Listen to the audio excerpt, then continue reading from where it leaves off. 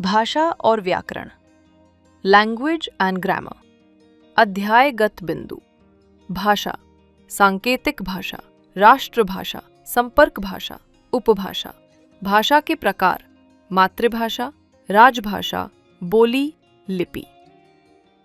नमस्कार बच्चों, आज हम पढ़ेंगे अध्याय 1, भाषा और व्याकरण। भाषा क्या है? देखिए, मोहन और अमन बातें कर रहे हैं और एक लड़की पत्र लिख रही है। दोनों ही अपने विचार व्यक्त कर रहे हैं, पर एक बोलकर और दूसरी लिखकर। अर्थात अपने मन के विचारों और भावों को बोलकर या लिखकर प्रकट करने का माध्यम भाषा कहलाता है। भाषा वो साधन है जिससे हम अपने विचार दूसरों तक पहुंचा सकते हैं और उनके विचार समझ सकते हैं। भाषा के प्रकार, काइंड्स ऑफ लैंग्वेज।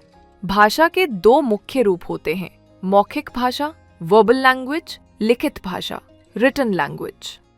मौखिक भाषा, जब हम बोलकर अपनी बात कहते हैं, जैसे बातचीत, भाषण या फोन पर बात करना, उसे मौखिक भाषा कहते हैं। उदाहरण, पापा ने कहा, मोहन स्कूल जल्दी पहुंचना।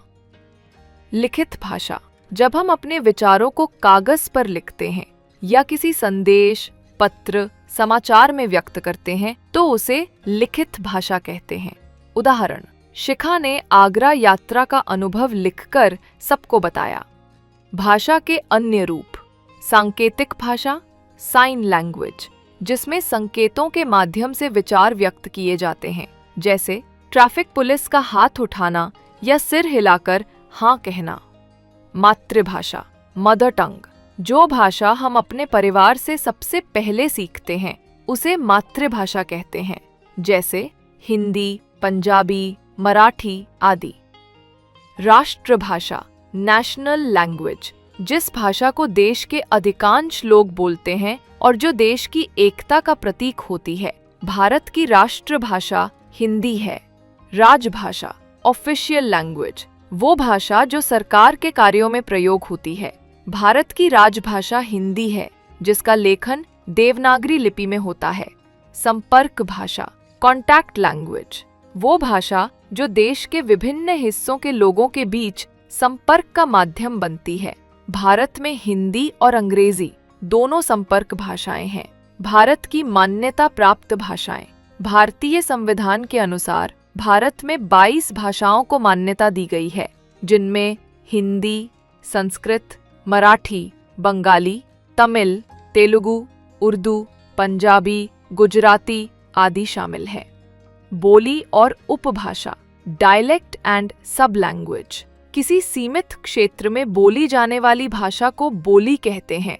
हिंदी की कई बोलियां हैं, जैसे ब्रज भाषा, अवधी, भोजपुरी, बुंदेली आदि। बोलियों के भीतर भी कुछ छोटे रूप पाए जाते हैं जिन्हें उपभाषा कहते हैं, जैसे पश्चिमी हिंदी की बोलियां, कन्नौजी, हरियाणवी, बुंदेली। पूर्वी हिंदी की बोलियां, अवधी, छत्तीसगढ़ी। लिपि, स्क्रिप्ट, भाषा को लिखने का तरीका उसकी लिपि कहलाता है। उदाहरण, हिंदी, संस्कृत, देवनागरी लिपि, अंग्रेजी, रोमन लिपि, उर्दू, फारसी लिपि। साहित्य, लिटरेचर, भाषा के सुंदर और सार्थक शब्दों के समूह को साहित्य कहते हैं। इसके 2 रूप हैं, गद्य साहित्य जैसे कहानी, निबंध, उपन्यास, पद्य साहित्य जैसे कविता, छंद, गीत। व्याकरण, ग्रामर, व्याकरण वो शास्त्र है जो हमें भाषा को सही ढंग से बोलना, लिखना और समझना सिखाता है। व्याकरण के 3 मुख्य भाग हैं, वर्ण विचार, वर्णों का अध्ययन, शब्द विचार, शब्दों का अध्ययन, वाक्य विचार, वाक्यों का अध्ययन। अध्याय सारांश, क्विक रीकैप। भाषा विचारों के आदान प्रदान का माध्यम है। भाषा 2 प्रकार की होती है, मौखिक और लिखित।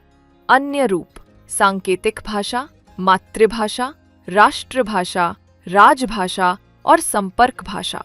भारत में 22 भाषाओं को संवैधानिक मान्यता प्राप्त है। भाषा को लिखने के लिए लिपि का प्रयोग किया जाता है। भाषा का सुंदर रूप साहित्य कहलाता है। भाषा को सही ढंग से प्रयोग करना व्याकरण सिखाता है।